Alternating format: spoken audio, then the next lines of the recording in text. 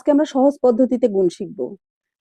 দেখুন, গুণ্য 999 এবং গুণক 410 দুটো সংখ্যাই কিন্তু বড়।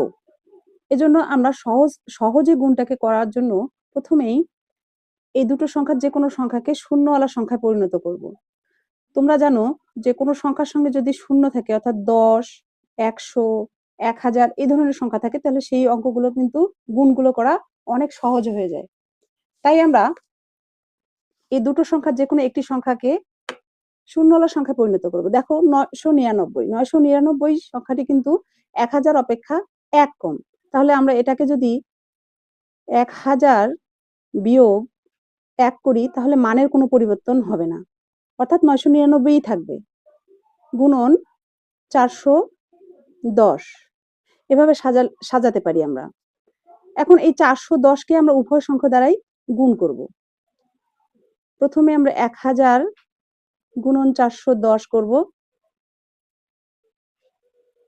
তারপরে বিয়োগ 410 গুণন 1, এটাকে আমরা ব্র্যাকেটের মধ্যে রাখতে পারি।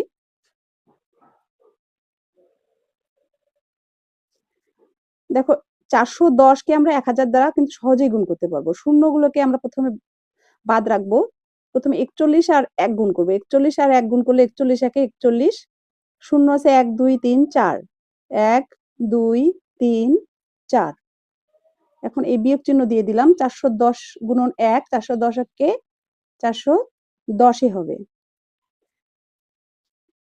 এখন আমরা বিয়োগ করব।